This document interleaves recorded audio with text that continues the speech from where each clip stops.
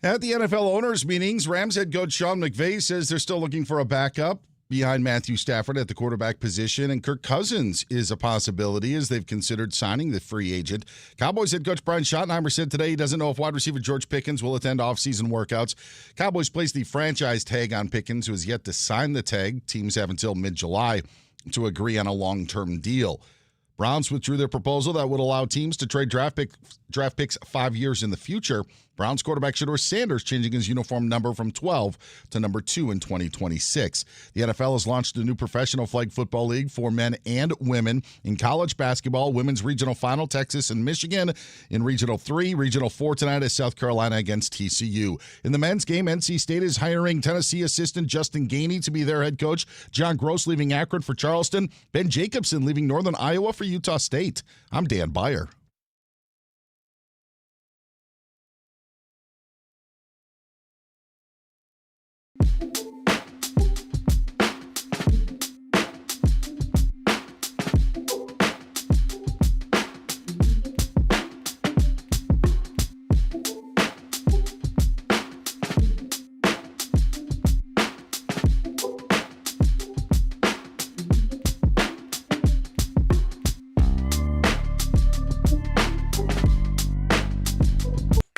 Oh, man. Another week. Let's go. Here we go. Hope you had a great weekend. Hope you had a UConn sort of weekend.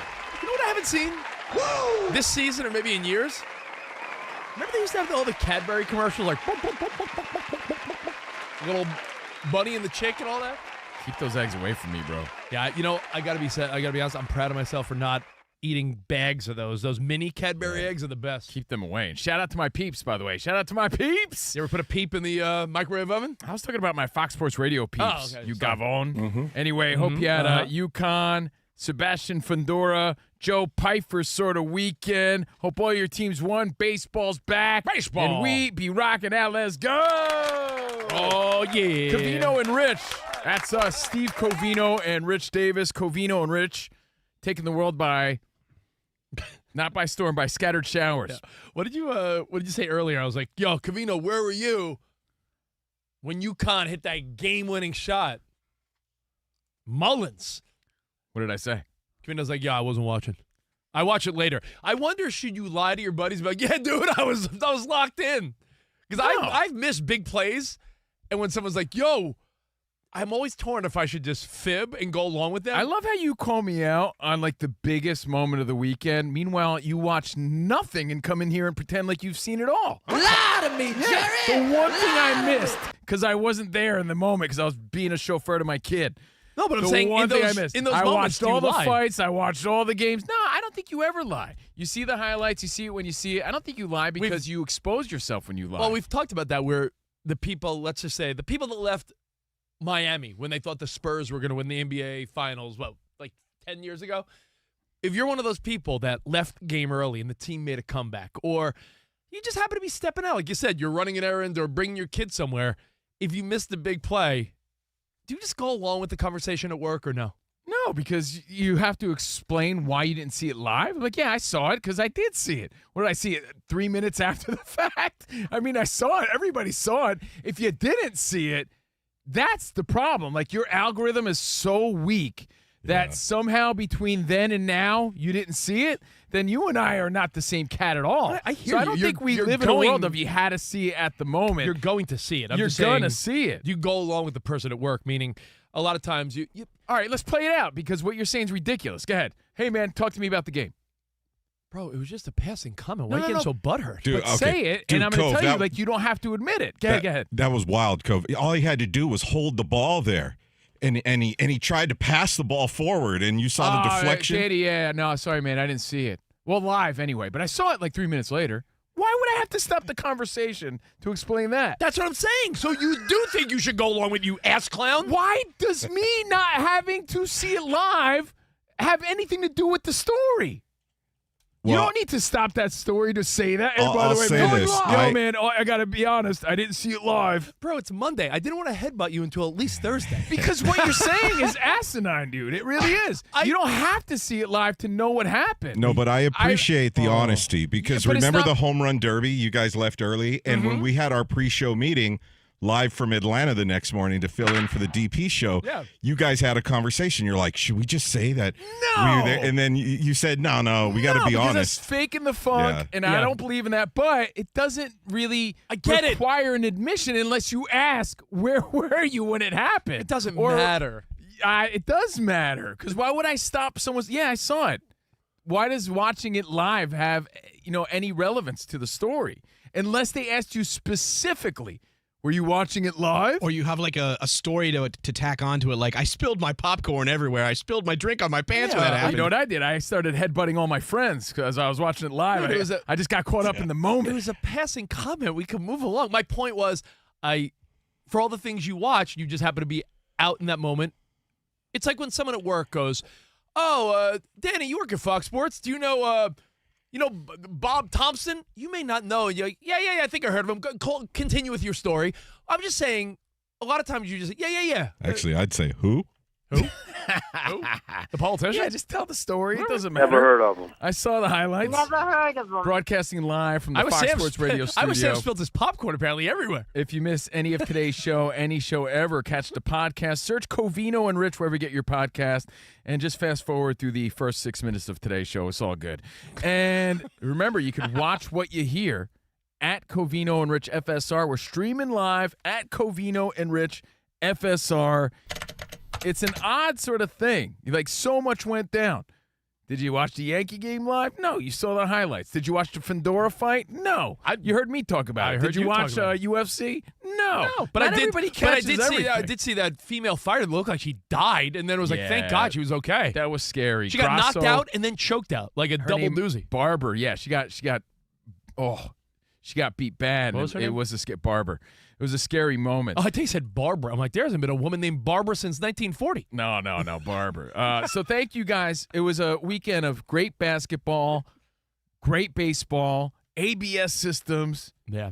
controversial strike calls turned over, and of course some great fights. And we're Live diving trumpets with afros. Live trumpets. into it. See, you're already getting controversial. I'm not a fan of the live trumpet. But I want some big fat Mexican guy with a big fat Mexican mustache. I'm You're with like, you. They should have just found some cool vato. Yeah, I wanted some. But you know what? Not trying to take anything away from With Well, a I am. with a recorder. Tatiana Tate is playing Narco for Edwin Diaz live at Dodger Stadium, and she did a great job. But Is I that really, permanent? Like, did she get the gig? She did it 2 nights in a row. To me, from what I've heard, she's like some sort of renowned trumpet player. Like she was like a child prodigy. Does she have the time? She must be getting paid then to give up all the home game schedule just to be there for when he pitches. Yeah, after his very first official save for the Dodgers, they asked him on the field after the win. Was that in your contract? Was that part of it, that you get a live trumpet player? Yeah, I don't know, dude. Then we're gonna have to rotate it because she can't be that available if she's a you professional musician. You played the trumpet in high school. I sure did. You should, maybe I'll, throw your name in the hat. maybe I'll hop in The there. mix So, some exciting games. Props to her. You know what? Since you brought it up, Danny G, there's plenty to get to, from Bo Bichette to UConn beating Duke, but there is some debate on whether or not Mason Miller has a better entrance, because he came out to Korn this weekend. Are you ready? To Blind. Yeah. 1994's Blind by Korn. And as a rock fan, Yeah, but was Korn there doing it live? no. But as a rock fan, as a guy that plays that stuff every night, I totally give it the rock horns and seal of approval. It's official. I give it Oh my that. God! Does Mason Miller know? Yes. That you gave it I approve. the approval? I approve. Someone should let him know. Steve Covino. But hold on. Like, someone's like, yo, bro, is it the best of all time? I'm like, did you forget about Mariano Rivera? Like, sorry, no. It's great. And I do think it's better than Edwin Diaz, but you got to prove yourself. So for that reason alone, yeah, Edwin Diaz is still above him, in my opinion. Mason Miller has all the potential in the world because it's a hell of an entrance. And yeah. the timing of it just works so perfectly. I think it's a little too cool for the San Diego Padres, to be honest. Some of their fans are a little corny, no offense. I said no offense. Corny. But when You you're... can't insult people and just say no offense. I said no offense. With all due respect. Yeah, hey. Whoa. Hey. It's like when some big botcha Guido on The Sopranos will go, hey, Tone, You mean no, the no same offense, fans Tone, no that offense. had that weak-ass rap a few years Yeah. ago when they made the playoffs? It's not a horn, but it's corn. That's what's it. That's what's it. those cornballs that Jeez. they had out there. Now, yes, cornballs. Get it? Corn. Corn. The band Corn. What's that stat Rivera had? More people walked on the moon than scored on Mariano Rivera in the postseason. Allegedly. And you want to say that he has the best entrance ever? Did we forget Enter Sandman, New York Yankees? That's what started all of this. So you can't have that conversation without at least being honest first. Where'd you find that Mariano Rivera fun fact? And did you have like a Yankees bathroom book that's on top of the toilet? No, I have it tattooed on my ass. You want to see? Please present All it. right. Right, next commercial break. I'll give you you can go nose deep Oh, and check it out, perfect. all right? Perfect. All right, so check this out, guys. Yeah. Congrats to Mason Miller with his entrance. Diaz had the live trumpets. I love the theatrics. I love the, as Colin put it, the game show atmosphere of the ABS strike call, the challenge. It's been adding so much fun. I think it changes so much strategy. And again, newsflash, that's been going on in the minor leagues for a minute. But when you see it at this level, you're like, wow, this is really changing the game. It's really interesting. Hope you guys enjoyed it. That being said, before we get into some college basketball and all the fun that happened this weekend. Speaking of baseball, your boy Bo Bichette's in the news, Rich. Yeah, you know what? And I feel like Bo Bichette, I'm excited about this guy. I'm excited. I mean, as a Mets fan, why would I not be excited about Bo Bichette? Meet Bichette. Come on and meet Bichette. Shit. I think we were doing Meet the Mets. I like Bo Bichette. I'm going to tell you about So his he's a weekend. New York Met by day, a bounty hunter by night. I Bo Bichette. did want to bring up one thing about the ABS real quick. I saw something that I wasn't even sure. You said Colin on the herd said it's very game showy.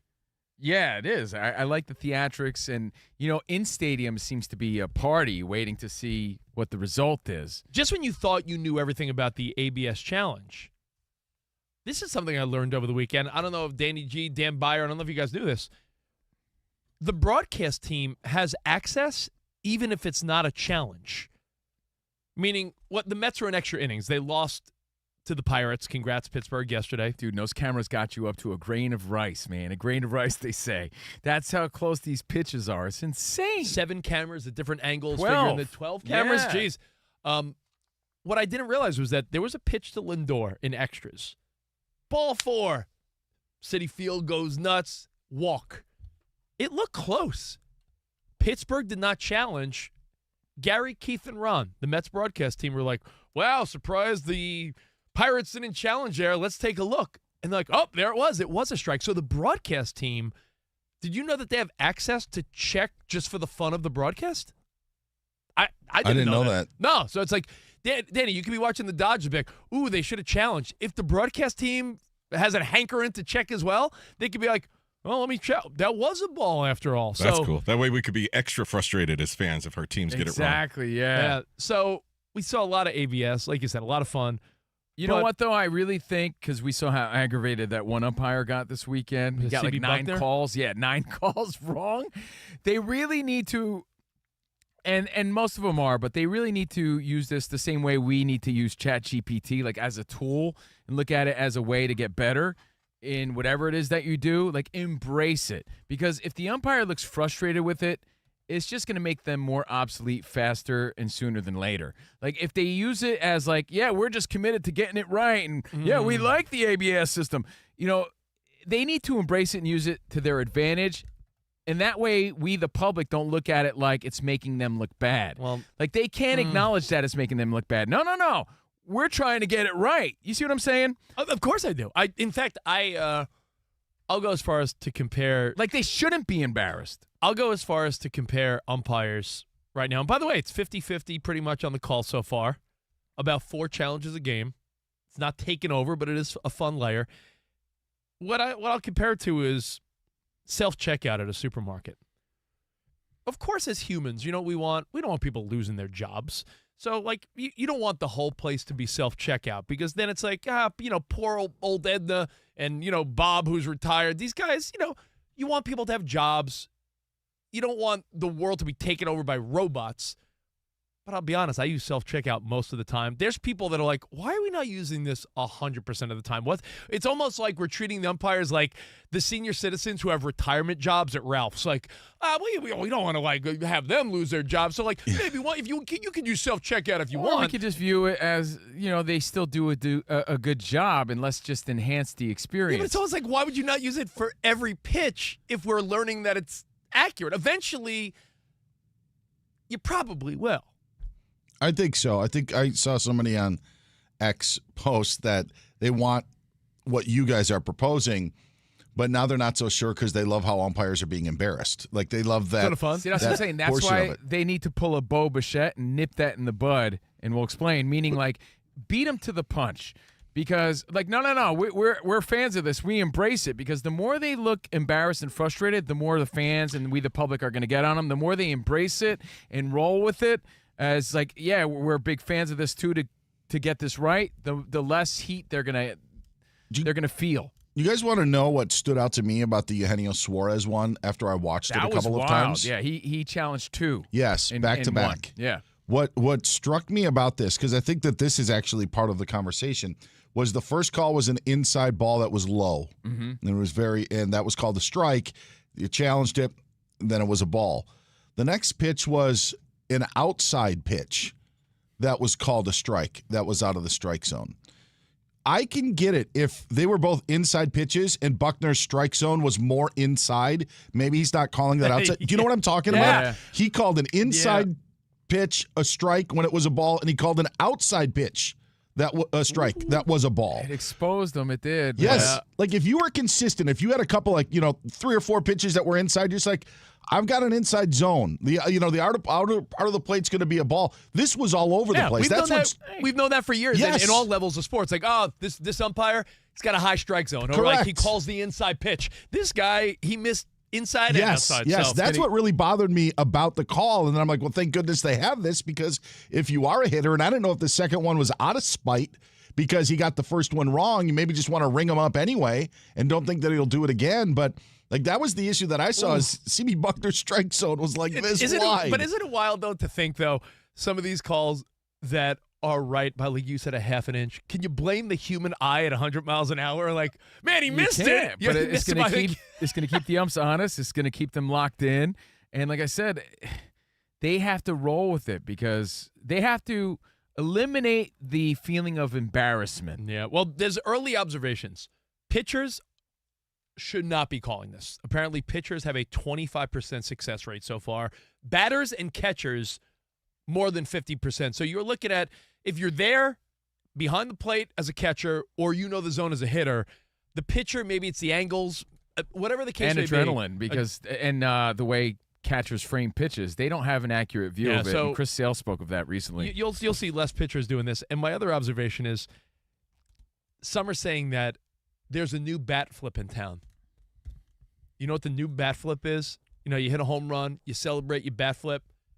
Yeah, but this is showing up the umpires again. I know, that's what I'm saying. Bat flips don't show up the umpires. Bat flips show up the pitcher. Yeah. This is showing up the umpire. I'm not a fan of this. I've seen a few times, for instance. Was it a Rosarena for one? It was Randy Rosarena who started walking to first before the results of the challenge even came in. Umpire was like, strike! And he's like, nah, it was a ball. Takes off like the shin guard, the elbow, trots down to first, like with such arrogance. Like he bumped into Rick the Model Martel. Yeah, I don't like arrogance and confidence that he's like, nah, I know better than you. And that could rub an umpire the wrong way. Like, I'm already at first base with my gear off because I'm certain I'm right and you're wrong. I don't think that's what you want to do to an umpire. And you know what? It's changing the game, but it's changing it for the better. We're talking about it. People are glued in. It's not taking a lot of time. And it's been a lot of fun to see so far. So hope you enjoyed that this weekend. And when I say nipping it in the bud or pulling a Bo Bichette, I mean this. I think the umpires, like I said, need to eliminate any feeling of embarrassment, any feeling or thought of they're being shown up, any sort of angry expressions that you've been seeing throughout the weekend. Be committed to get it right. It's just part of their job, part of the game now. I say that because it's like a theory we've had, Rich, for years, where if you got a big giant pimple right on the tip of your nose, right, I feel like you got to acknowledge it before someone else does. You nip it in the bud. You take away the criticism before they can even say it. You take away the punchline. You take away the heat before someone else can. I live by that. Like, you know what? I got a bad haircut. I'm going to tell you about it because now I took that away from you. You can't talk about it. I already did. See, it takes the steam out of Someone might it. say, just don't even acknowledge it. No, because someone's thinking it. You're a fool if you think that one of your buddies isn't going to point it out. Like if you're wearing a weird-looking shirt because your aunt bought it for you. Yeah, I know, it's a weird shirt. Boom! You just took that punchline away from someone else. And I think the umpires need to do that to the fans, and I think that's what your boy Bo Bichette did to the Mets fans over the weekend. And I thought this was a great move. The Mets won 2 out of 3 played. Boo. And Bo Bichette commented on this. Take a listen to former Blue Jay, now New York Metropolitan. No, if anything, I thought it took too long. But I mean, I get it. I thought my bats were terrible too. So Former mullet, now high and tight. Yeah, Bo saying Bichette. that he thought it took too long. Yo, how do you feel about the Mets fans booing you? I thought it took too long. My at-bats were terrible. In that press conference, he But went see on what to, I mean? Embrace but he the went on to criticism. say that, hey, listen, man, I really want to impress the Mets fans, and I was pressing because I really am passionate about this. And you know what? I think that's getting ahead of it, so I do like that. I believe in that. I believe in getting ahead of it. I believe in being honest about it because when you do those things, that's where you lose all the steam. It's also the Andy Pettit. When he was caught with PEDs back in the day, what did he say? Yep, I did it. I did it because I was trying to get back from an injury. I was trying to get back on the field faster. It didn't make him because any I more, love it so much. It didn't make him any more innocent, but he took ownership, accountability. He explained it, and that took a lot of the heat off of a guy like Andy Pettit. The people that lied about it, that resisted it, those are the ones that you remember always. So if Bo Bichette was like, yeah, man, I'm really mad about all these people booing me. I just got here. Back off, guys. I'm just trying to fit in, you know? The fans will eat him up even more, just like they're going to eat up these umps the more they complain about being shown up or being embarrassed. I think it was Roll it with was, it, embrace it, take the steam out of it. You could argue is a mild masterclass in handling a new fan base early on. So Yeah, in other words, Bo Bichette said, man, I'd be booing myself too. I'm surprised it didn't happen sooner. and you know what? That's Nipped it in the bud. That's his way of also saying, like, yo, Mets fans, I want to do well for you. I know this is a big market. Trust me, I'll deliver. But I would have booed me too. I think that's a great approach. And he said it with a smile in his Yeah. voice and everything. So If he was angry about it, Mets fans would be getting on him more. Baseball fans, period, would be getting on him more. And it's a question in itself. Fox Sports Radio Nation, 877-99 on Fox. Do you subscribe to taking the steam out, nipping it in the bud, or waiting for someone else to call you out the same way we've been seeing it in baseball throughout the I have weekend? a question. You ever have a woman say to you, I know what you did, so you might as well tell me? Yeah, but then you start thinking of all the things you did. And you're like, I don't know which one she's talking about. Oh, I know, so you might as well just admit it. And you're like, Those are Jedi mind tricks. Never fall prey to them. I'm with you. what are you? Yeah, like, what did I No, do? no. I didn't do anything. You tell me. Yeah. You tell me. tell me. You know. You know what I did? Yeah. Tell me. Those 5 words, I went through your phone. Oh, I know. You wouldn't. So you could tell me because I know. Okay, that's another one. Ready? Nip it in the bud. Yeah. You're out and about, or let's say someone hits you, someone slides into your DMs. If there's a chance your wife or girlfriend finds out, right? Because they know, let's say they know this girl or something. Like, do you tell them first? Like, do you nip it in the bud or do you let things play out? Like, I think by doing this, I think Bo Bichette nipped it. He's like, yep, I stink. I'm trying to get better. Do you nip these things in the bud or you just roll with it? Your thoughts at 877-99 on Fox. Let's get interactive. Most interactive show on Fox Sports Radio. Let's do this. Monday, Covino and Rich. And we got all your feedback. Plus, we're going to talk about low-budget things you've seen in sports. Like, we're talking about, like, when professional players, teams, and organizations pull out some low-budget nonsense. I got a classic example. Okay, perfect. Low budget things in life. We'll get to that too, right here on Fox Sports Radio. Covino and Rich. Every sports season is built on preparation, studying the trends, and making the necessary adjustments to reach the ultimate goal. Investing deserves that same approach. With Weeble, you have Weeble. access to real-time market data, advanced tools, and an intuitive app designed to help you make informed decisions. Whether you're actively trading stocks, options, ETFs, and more, or planning for the long term, your future, family IRAs, cash management, custodial accounts, you can do all this on Weeble. They give you the tools to invest your way, all on one platform. Looking to take your preparation to the next level? Check out Weeble's Learn resources and join their in-app community feed to discuss investing trends and happenings alongside 25 million users globally. You say happenings? Happenings. Happenings. I mean, it says happenings. I know it does. And now, to help streamline your happenings, your trading activities, you can elevate your strategy with Vega. That is the AI assistant they have for Weeble. You can get real-time analysis, watch list insight, and alerts when earnings drop. So get your financial portfolio game ready by downloading the Weeble app today or visiting Weeble.com. Weeble Financial LLC, member SIPC FINRA. Investing involves risk. For more information, visit Weeble.com/disclosures.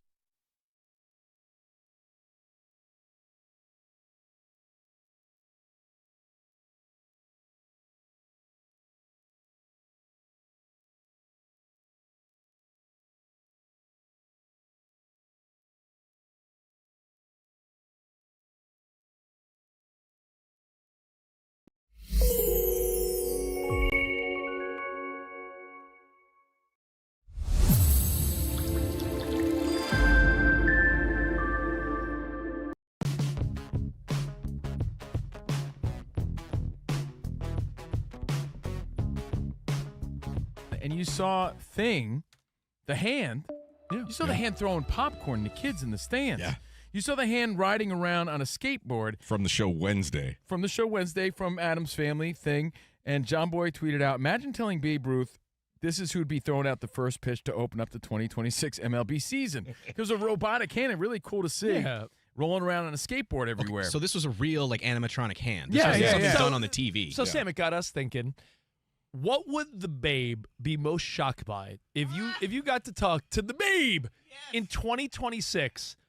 What would shock him the most about society, sports, entertainment? Like, what would shock an old guy? There's a topical one, an obvious one, like just the ABS system.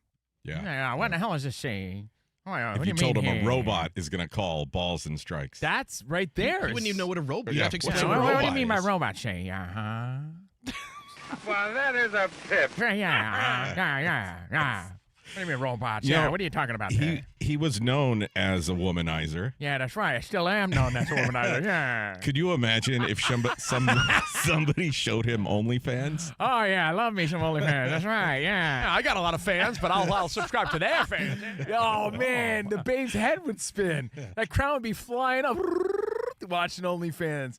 He'd run around the Oh. bases really fast. Yeah, dude.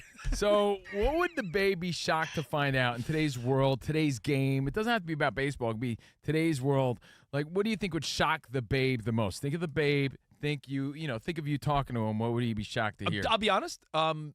He was the highest paid and, a man amongst boys back then. But I think he would be shocked at the accommodations that athletes get now. Not just the money, meaning the private planes, the accolades, and all this stuff, because he was the only guy getting close to that attention. I will compare it to, like, in the 80s, how wrestlers will say Hulk Hogan got the red carpet treatment, but the other guys were all sort of like, grinding. Yeah. That was the case up until the middle of the 20th century, where players had part-time jobs in the offseason. Or they go barnstorming where they'd play non-MLB games with other leagues or smaller towns and teams. And now he wouldn't have to worry about that because he'd be paid so well. Like, hey, Babe, get this. Hey, what's going on there? I'm like, Babe, You guess know what? There's something in today's world called diversity. Yes, Well, the WBC. Now, what do you mean by that? Diversity. What is this word you say? You're like, yeah, just get this.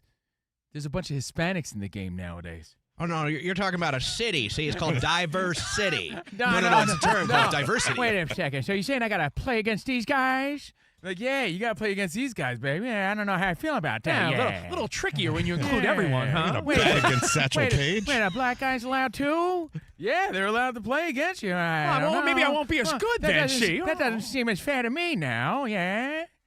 Right? So there'd be a lot of shockers. There'd be a lot of shockers for the Babe, because that's no knock on the Babe, but he didn't have to compete against all these other dudes. He just didn't. So that is a big-time shocker. if you're talking to the Babe. I think the Babe would be big on social media because he did love attention. Yeah. I got a lot of Instagram followers. See, yeah, I do. Yeah, well, I'm gonna go. Oh, yeah, he I'm definitely gonna go live. Hey, get this, Babe. There's something called DoorDash. Yeah, what's that? Yeah, they can bring me hot dogs right to me.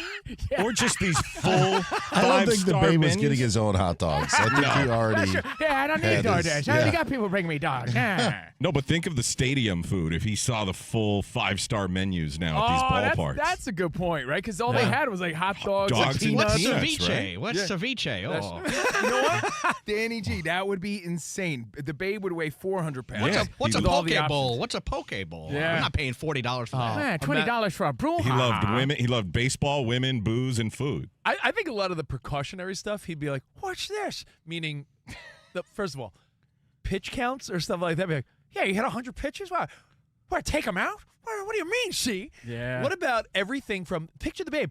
He's not even wearing a helmet, let alone elbow guards and batting gloves. He'd be like, "Yeah, gloves and guards? What are you, some type of little whoosh? Yeah. You pansy? Yeah." Hell, man. If you got beaten in the head with a ball, you just take a cold steak and put it on your lump. This guy's dressing for like he's in a war. We're playing baseball, yeah? Yeah. Why don't you go up there and get a hit all, Max Fried? What do you mean you're not batting? No, What do you mean? Yeah, he Pitchers would. don't He hit. wouldn't What are you be- talking about? He wouldn't be impressed by Ohtani. He'll You be like, bet ninth. yeah. No, he's an Asian me. See? Okay. Okay. I didn't know they made him this big, yeah. Yeah, that's right, baby. 6'4". Why isn't center field 585 feet? Dude. Like in some of those old parks. That's a good one. Yeah. What is this? 303 feet? Oh, man. What is this? A litter box?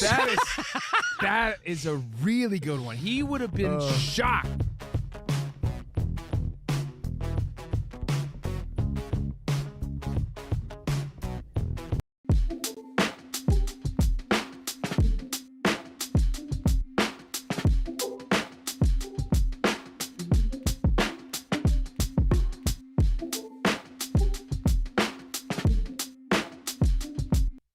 Oh, yeah. Ready for a kick-ass week? Are you ready for the Final Four? Are you ready for Mason Miller to be the guy? He does have a cool entrance. Really cool entrance. Like I said, the timing of it, it just all lines up perfectly with the guitar and the Are You Ready by the time, like he's right there on the field right around that time. Kind of cool to see. So hope you enjoyed your weekend. Hope you had a UConn sort of weekend. UConn over Duke, man. That was big. Logo threes. They were up 19 points at one point, 15 points at the half to come back and upset Duke that way. You said 19 points. The kid that hit the shot, Mullins. Braylon Mullins. He's 19 years old. Like, isn't Yeah, it wild his to think name's he's Braylon. He's a kid. That's, his name that's is the Braylon. giveaway. That's the giveaway. I mean, we talked the other day about His how name's not Mike or Steve or Rich. We heard our pal John Boy. You may have seen the same clip where there's only one Mike in Major League Baseball, which makes you realize all our names in the 80s and 90s are old guy names. Which, by the way, we live in a world of amazing stats. What? And that might be my biggest head scratcher. Mike Trout is the There's only Michael? one Mike in the big leagues right now? That's crazy. You to know, me. like there's a bunch of Braylons and Dylans and, That's you know, insane. Carsons and, you know. Yeah, so weak when your name becomes an old guy name. Yeah, sorry, Mike's. Might as well be Ebenezer and George on Fox Sports Radio. Who? Ezekiel. Yeah, Ezekiel and Ebenezer live from Fox Sports Radio studio. Remember, professional wrestling fans, the Action continues every week. You want TNA Thursday Night Impact. Action. Every week. Don't miss the adrenaline, the drama, and the total nonstop action as you watch your favorite TNA wrestling stars. For more showtimes and more information, visit TNAWrestling.com. TNA. The challenge, the ABS. You know what's interesting? We're so in it right now, and it's so much fun. We watched our first weekend of baseball where it was circus-like and game show-like at times. The reactions of the fans, the guys preemptively running down to first, or the tapping of the helmet in a key moment. Eventually, it's going to just be, we're going to look back and be like, remember when they didn't have this? And it's going to be crazy. Like, we let the umpires make bad calls Yeah. and just accepted it. I was talking about this with one of the dads when I was coaching over the weekend because we were talking about this because it was a hot topic. I said, you know, layers of the game slowly do go away, though. There's two things that we learned as kids. If you grew up in the 80s and 90s like we did, There are two things that no longer matter that when you were a kid you took pride in. Batting average? Framing a pitch. Okay. Doesn't matter. You It don't doesn't think matter. matters? Why would it matter? I guess. Well, if it matters if the ABS isn't called. But that's what I'm saying. Like, Yeah. the idea of framing a pitch, hoping that you get the call from Blue, like, I guess it doesn't matter as much when you put it that the way. significance It of changes it. it changes it. And, I feel like I tried to master this as a kid. I know. A call. Let me get the pogo ball. Pogo ball. Yeah, I tried to master this. I know. Skip it. You stole my joke. I stole your bad joke. No, but when I was a kid, you tag a guy out, you jump up and be like, got him, Blue, and you start like walking back to the dugout. Selling a call? Selling a call. There was such a skill in like, are you good at being confident? Like, you got him. Now it's like, it doesn't matter. You could be you could be Meryl Streep. You could be the greatest actor or actress ever. All but of those things are selling a call trying means to nothing. Is trying to fool the umpire. There's still ways to try to fool your opponent. And that's what the game should be based on anyway, like deacon a play. We've seen some great ones in the WBC. Like, there's ways to fool your opponent. We shouldn't be focused on fooling the umpire anyway. That's just weak. But you're right, Rich. Fool me I'm once. with you. I'm with you. It's definitely changing things, but for the better. Fool me once. Fool me once. Shame on you. Fool me Hey, by the once. way, you're playing this. It makes me think of a very special guest we have on Wednesday. We don't want to give it away, but a very special guest will be here on the show live Wednesday right here on Covino and Rich. Can't wait. George W. Bush? I no. can't tell you. But it made me think of it. All right. Well, we'll take your feedback and phone calls. Now, this past weekend, not only was Bichette giving you a master class on how to deal with the media when you're messing up and fans, he got booed, and he said, you know what? I would have booed me too. We talked about I think accountability goes a long Yeah. way, and owning it, nipping it in the bud. I think that extinguishes all the fire and all the heat your way. I think you just roll with it and own it, and I think that's how you handle all situations where you're getting criticism in life. Like even in radio, Rich, they do something called air checks where your boss basically tells you what you're doing and right and doing wrong. I notice when I push back and I try to over-explain, yeah, I get it, but I'm trying to do this.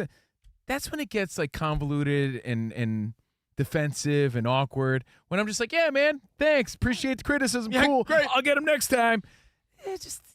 Really appreciate the criticism. Bam.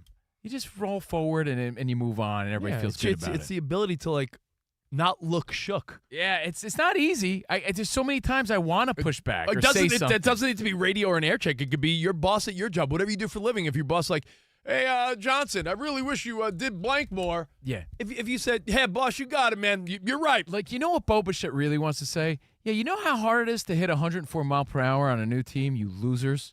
But with me, you bums who've never got it past Little League booing me, Bichette. You bum losers. You bums. but instead, he's like, yeah, you know what? I agree with you guys. You guys are the best. You He's know like, what? That's right. We're the best. I'd boo me too. It's okay, Bichette. We won't boo you as much now. No, it's like, remember when Key and Peele had the translator for Obama? It was like what you really want to say versus what you say. Yeah, it's better to just put the fire out. Zip it, zippy. I agree. Not a bad thing. One last thing I want to give you props. Who's having a worse start, Bichette or Cal Raleigh? Dude. No offense. You read my mind. I wrote it down here. I was going to say, I hate to give Covino props, but when we talked about who's going to have, like, if you had to do an out on the limb, like, what star is going to stink it up this year? Listen, we're 3 games into 162, so let's slow down. Yeah, it's very, very long season. Of course, but I'm saying. Remember last year when Rich was so sure about what was going on with your bet that Rich, you tried to pay off Covino? Yeah, at one point, at one point, I didn't forget that. At one point, the Mets were significantly better than the Yankees, and I'll let you buy out of the bet. And I was so cocky. And the Mets ended up winning 83 games. What did the Yankees win? 94. 94. So, yeah, a lot could change. But not the start Cal Raleigh wanted. He is, let me write that, 2 for 15 with 10 strikeouts. Like, you said, Cal Raleigh is not going to have the year he had last year. It wasn't rooting against him, and it wasn't me some sort of clairvoyant. I'm not Madame Ruby. It was a matter of... I see a bicycle. It was a matter of, like, he was really swinging a weak bat during the World Baseball Classic. The Alamo. So, he's just off. I'm not wishing him any any harm. I hope he comes back. But anyway, so far he's the big slumper. The big slumper, man. And you know what? Even a guy like, this happens. That's why baseball over 162 games is really miraculous. And I don't say that like I roll. I say it for real. Sometimes you'll see a star player stink it up for the first month, and at the end of the year, if they're a great player, they somehow their stats just show like Soto last year. Like Soto. It's a great example. Soto had a rough start as a Met, and it ended up being the runner-up MVP to Ohtani. Well, you know what? I'll tell you this. Paul Skeens looked like ass. Didn't even get out of the first inning against the Mets. But I promise you, by the All-Star break, his ERA is going to be like 2. You really think Paul Skeens all of a sudden lost it, or you think it'll be like, oh man, pain in the ass. Now I got to work back. Come on. All right, let's go to our pal and yours, Dan Byer, for an update. DB, what's going on, man? Home opener for the Kansas City Royals taking on the Minnesota Twins today. Patrick Mahomes is in attendance watching the Royals lead Minnesota by a score of 2-1. Are we going live to Patrick Mahomes at Kauffman Stadium? DB, I will say this. I know you're a uniform guy. Did you see that the Royals slightly changed their gold and blue? No, I didn't. Look at that. I'll bring you some fun. Look at that. So just a different shade of it? Different shade. They went with a lighter blue and a different shade of gold. So if you look in the stands, everyone's going to have slightly different colored jerseys. Well, right now, Salvador Perez just struck out. So Royals, though, up 2-1 in that contest against Minnesota. By the way, don't want to rub it in. One of my survivor picks of the week, Kansas City. There you go. Inside joke with us here on Fox Sports Radio. NC State is hiring Justin Gainey to be their new men's basketball coach. Once played for the Wolfpack and currently was a Tennessee assistant. Now he'll take over the NC State program after Will Wade left for LSU. Northern Iowa's Ben Jacobson is leaving after 20 years. He's heading to Utah State. John Gross is leaving Akron to be the new men's basketball coach at Charleston. Texas and Michigan play the Regional 3 final at 7 o'clock Eastern time tonight in the women's tournament. Following that, South Carolina and TCU at about 9 o'clock Eastern time in Regional 4. Now let's get you caught up to what's happening in the NFL. Super Bowl 63 will be held in Las Vegas in February of 2029. Minnesota Vikings will exercise the fifth-year option on wide receiver Jordan Addison's contract. Rams head coach Sean McVay says the team is considering signing free agent quarterback Kirk Cousins to back up Matthew Stafford. And Browns quarterback Shedeur Sanders is changing his uniform number from last season. He'll now wear number 2 after previously wearing number 12. Hey, are you into video games? Celebrities are just a good time. The Global Gaming League is a video game league with celebrity-owned teams. Celebrities like T-Pain and Neo competing in everything from Call of Duty to Tetris. Sign up and join the league now at globalgamingleague.com. And how about this note from women's volleyball? Nebraska will take on Missouri at Wrigley Field. It's all part of the Big Ten SEC Challenge. Women's volleyball just growing at a super fast pace. It will take place Sunday, September 6th. That'll be Labor Day weekend. So some outdoor volleyball to take in. Guys, back to you. Thank you, Dan Byer. You know, I was just thinking about all these nip it in the bud excuses. No, what I was thinking of when he said Super Bowl is going to be back in Vegas. Mm-hmm. It's a quick little flight for us, right? That'll be one to look forward to. You know what else I was thinking when he was talking about Justin Gainey? I was thinking that was a nice little polite way of saying that you gained some weight. No, just a little gainy. Little gainy? Little gainy? Little gainy. Well, just no, just a little gainy. Yeah, you get a bunch of Girl Scout cookies this year? No, it's a little gainy. It's a little gainy. A little gainy. Nothing major. I won't. But yeah, if the greatest excuse that we all use probably to nip it in the bud is to always approach a social situation like, oh man, I'm exhausted. Just to sort of so you can hedge your sort of weak. If I dip out, I told you. Yeah, like, oh man, I'm not feeling too great. We always do these things just to give us some wiggle room. All right. Well, you think about your wiggle room while I tell people coming up. You know, I'm getting my wiggle room renovated, just so you know. Yeah. New flooring? Yeah, and you're not invited. There's an NBA star that might be changing the game of dating. He might be opening the door to a whole new relationship out there. We'll explain. A Laker in the news. We'll get to that. Plus, we got Last One Standing, a fun game we play every Monday. All coming up right here on Fox Sports Radio.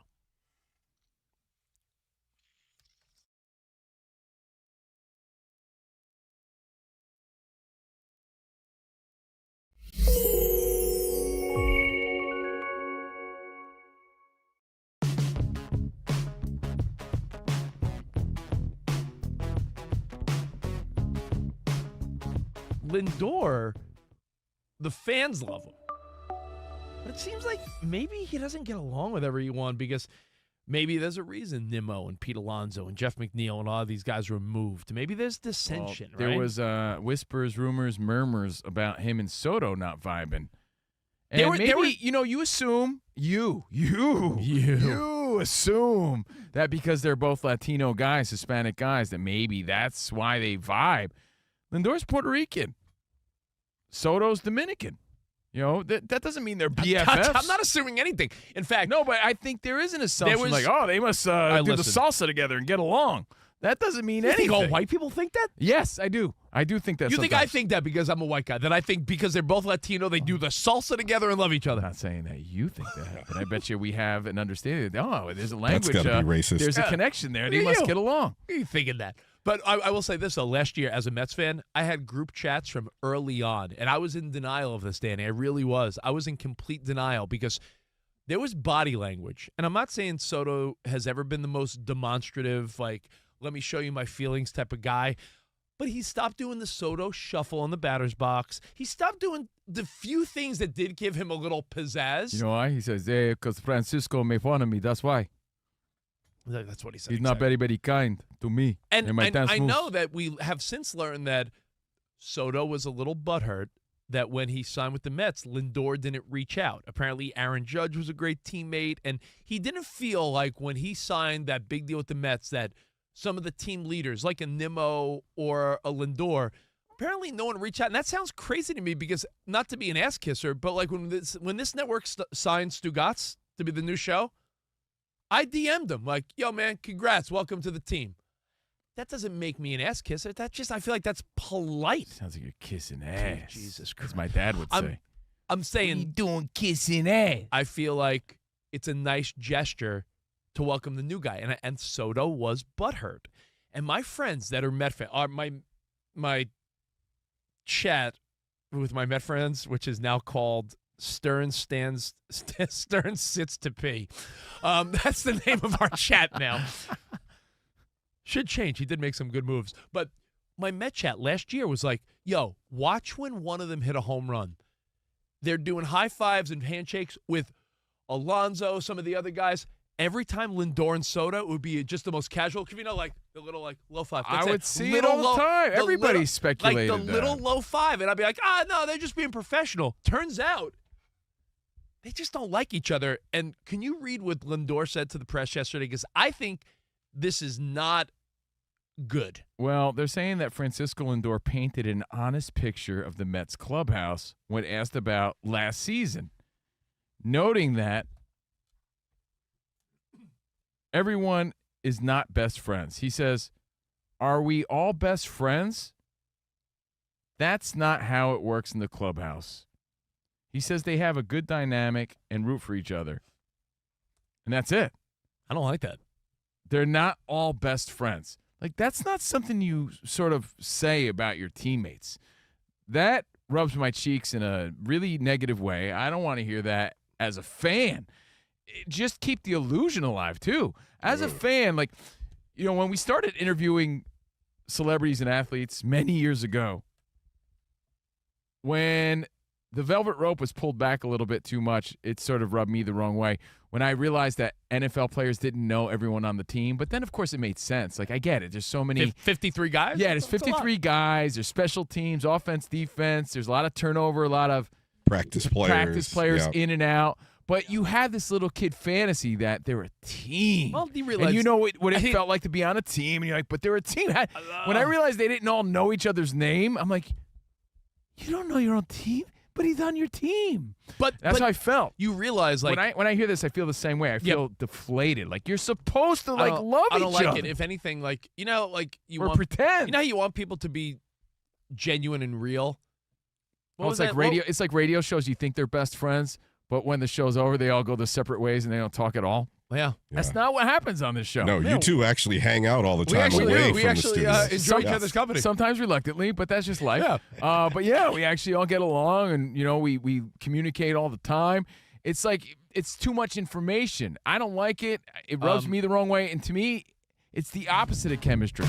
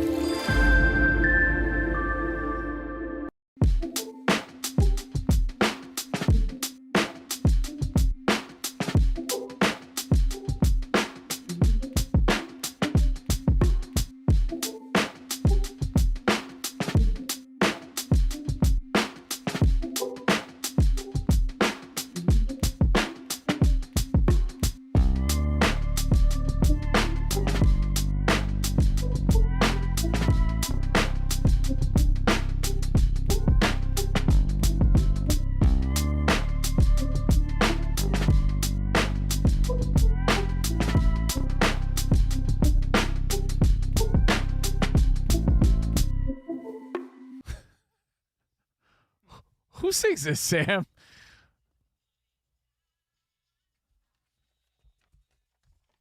This is like the secret jam. Diane Ferris. Who are you going to play next? Like Paula Cole? I know where all the Cowboys went. Are you going to play like some Katie Lang? They Who's ran next? away when they saw her hairy armpits. This is a good song, though. Hey, we're Covino and Rich, live from the Fox Sports Radio studio. And it's time for our tire rack play of the day. And our choice is a no-brainer. Sarr gets it into Cam Boozer. Boozer back to Sarr. Now ahead to Caden Boozer, and UConn got a steal. Caravan for Mullins. Long three. He got it. Oh, he got it. He hit it. He hit the long three-pointer from the logo with 0.3 of a second left to go. I don't believe it. UConn has taken the lead. There was a little Pete Weber in there. He did it. That was wild. Most amazing finish since Christian Laettner. No doubt. That call was courtesy of Westwood One, and that's our tire rack play of the day. For over 40 years, Tire Rack has been helping customers find the right tires for how, what, and where they drive. Shipped fast and free, backed by free road hazard protection with convenient installation options like mobile tire installation. TireRack.com, where tire buying should be. Is that redemption for Laettner? Like Laettner did it to them, and now they did it to Duke? Is that redemption? Like 30-plus years in the making? Oh, Sam, you should have played Redemption Song, bro. You blew it. You blew it! Redemption Song. Hey, speaking of Cam Boozer, can we talk about this for a minute? Can we give a thumbs down to the Duke medical staff? This is some of the weakest stuff I've ever seen. Danny G, nail on the head. Danny G is our super producer. If you ask yourself, Covino and Rich, where do you get all these great ideas? How do you guys do it? Well, a big part of it, and the tip of this Yankee cap goes to Danny G. How do you do it? We put our heads together, but Danny G's like, hey, where do you think it is? Heads together like Hurley and the referee? And a lot of the times we're all on the same wavelength, right? Because we all see the same things. But it's like, yo, man, did you see Cam Boozer and what they did? Did you see the medical staff trying to take the swelling down with a soda can? A soda can to the face. That's what they were using as like a cold compress. You know how boxers are supposed to have? I have a cold compress for my morning bags. Well, you're a vain sucker. Courtesy of Harry's, if anyone's looking for one. Harry's Men Products. I have one in my fridge. The medical staff for Duke doesn't have one, and that's no BS. I really have, because I'm a fight fan. I've always wanted one. I'm like, well, if it takes the swelling down, I want one, because I wake up looking like Mr. Magoo. I have luggage. I don't have bags. I have luggage, and I have a cold compress. I swear to God. Do you wear those little things under your eyes before bed like women do, the little strips? Maybe some cucumber slices? Yeah, I traded the cucumber slices, Sam, for the cold compress. But they used a soda can. Does the type of soda can matter? I don't know. What kind was it, Danny G? Did you see? Oh, it was a Dr. Pepper. Yeah. I hear they're the best to take down the swelling. So it got us thinking of the most low-budget things you've ever seen. Well, so I want to start thinking about it. Do you find it low budget? If you're a little kid or you, I don't know, bumps your knee, you don't grab like a bag of peas out of the freezer? Like Scotty Small's mom in Sandlot. She grabs a steak, puts it right on his face. I can't say you. Yeah. You use those things in emergency. There's no question. That's fine. I feel like that's standard. Yeah, but not from a medical staff, Rich. But this is a Duke medical staffer. So you're saying if someone came up with a bum knee, you don't think a bag of peas at a college? And now he probably has an Sweet eye 16? infection because you know how dirty those cans are. Dirtier than the ones you were sticking your nose between Super Bowl weekend, Rich. That's how dirty. Okay, they're dirty. They're dirty. I got proof. Fair. I got proof. All right, I'll explain. Low budget things. Do it next right here. Covino and Rich on a Monday. FSR.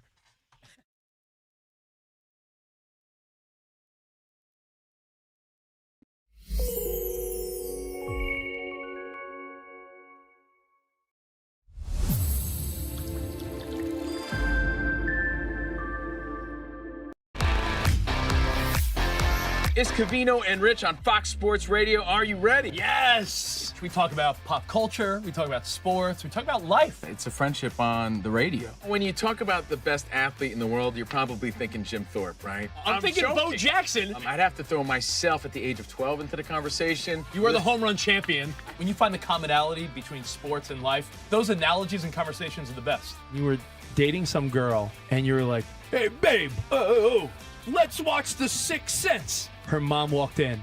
Can you believe he was dead the whole time? I wanted to get up. Well, slow down, Dana White. I don't want to say. It's never boring. If the Chiefs win, Sorry, Patrick Mahomes here. What do you mean by if the Chiefs win? Our friendship is real. It's authentic. You can't fake the funk. we're the type of guys you'd want to hang out with at a sports bar. Best way to pick someone up at a bar? Yeah. Go up to a cute girl and say, oh, look at that bozo over there. And I'll point to you. We could make fun of each other, poke each other a little bit. I call him Blubber Lips, Rich Davis, because he never stops talking. He thinks he's the Mexican Fonz. Yeah. At any point, he's wearing a chain. You have a chain on? Always. Of course he has a chain on. That's like asking me if I'm wearing cologne right now. Of course I am. We take a lot of pride in being inclusive and interactive on our show. Just the more the merrier. Josh, Covino thinks that every man should own a leather jacket. I only wear vegan leather. Can you believe this guy? I can't believe this guy. We have a very special connection with our audience, our listeners. People feel that friendship. And I appreciate y'all's show. I love it. It's all for you. Thank you. Mike Tyson, Covino, loves to just challenge us with random Mike Tyson trivia. Which accomplished celebrity purchased my sprawling Connecticut estate? I'm going to go 50 Cent. You are absolutely correct. 50 Cent. I love his song. You can't schedule a big event during can't. a big sports moment. My family member scheduled their wedding the same night as a Julio Cesar Chavez fight. Everyone was glued to that fight instead of doing the electric slide. This is weak. Unbelievable. You're very tricky. America, you got sports, you got fun, you got us. Covino and Rich. We're crushing it.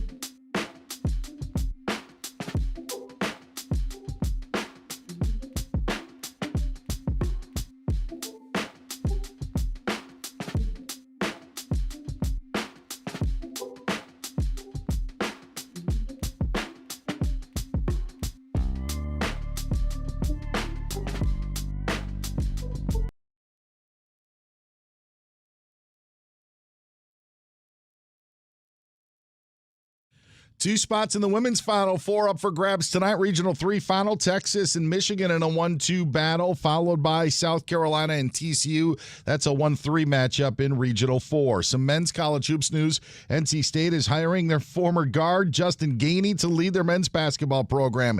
Gainey's going to replace Will Wade. Most recently, Gainey was an assistant on Rick Barnes' staff at Tennessee. John Gross is leaving Akron to be the new head coach at Charleston. And after 20 years as the head coach at Northern Iowa and 25 25 years with the program. Ben Jacobson is leaving to be the new men's basketball coach at Utah State. Super Bowl 63 will be held in Las Vegas. It'll take place in February of 2029, approved by owners today at the owners' meetings in Arizona.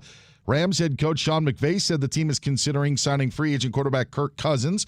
Vikings will exercise the fifth-year option on wide receiver Jordan Addison's contract. Royals lead the Twins in the 7th, 3-1.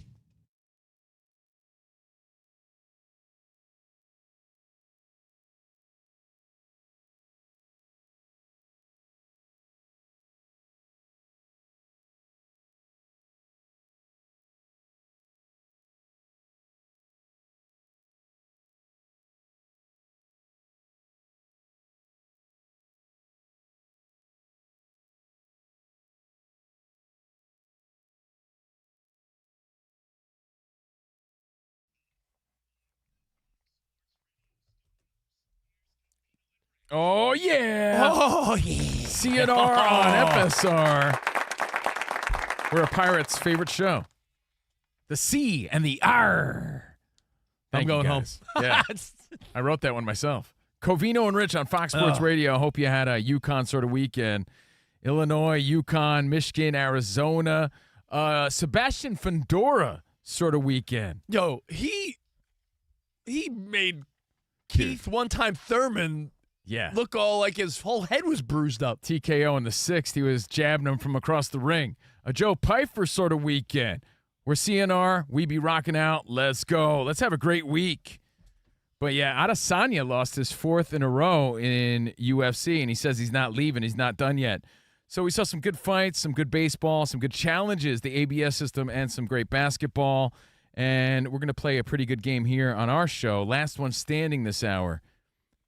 Isn't there another game you want to play, Rich? Hungry Hippos? What do you want to play? Operation. Water on a knee, collect the $1,000 fee. We're going to play some games. We're going to give away some prizes. We got Iowa Sam. We got Danny G. We got Dan Byer. And we got a story about Duke's medical staff, okay? Yeah, we're going to get to that, but I do want to remind people that if you're into video games or maybe celebrities or maybe just a good time, the Global Gaming League is a video game league with celebrity-owned teams from T-Pain to Neo. They're doing everything from Call of Duty to Tetris. Sign up and join the league now at globalgamingleague.com. Now, over the weekend, everybody's talking about that shot. Braylon Mullins hits the 3, 73-72. Everybody's fired up. My little Braylon. Braylon's all fired up. But during the game, there was a scene where Cam Boozer must have took an elbow to the nose or something. I missed this part. If you know, feel free to chime in. It's like his cheek around his eye. Yeah. He took a finger to the eye. Certainly. Boink. I don't know. He got a little swelling around the eye, I'm imagining, because around the cheek. But maybe he follows that clavicular guy. Clavicular, and he was hammering his face. Maybe he was bone smashing and needed to calm the swelling. Maybe Sebastian Fandora jabbed him all the way from wherever they were fighting.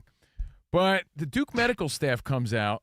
He took an elbow, by the way. It was an elbow? Yeah. Duke medical staff comes out, and this is what you see. You see them trying to take the swelling down with a can of soda.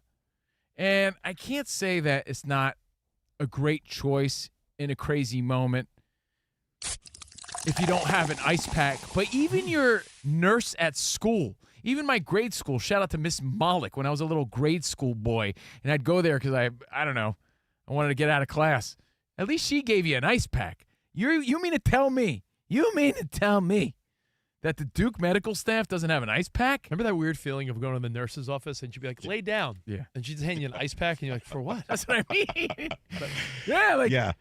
This turned into a black eye, by the way.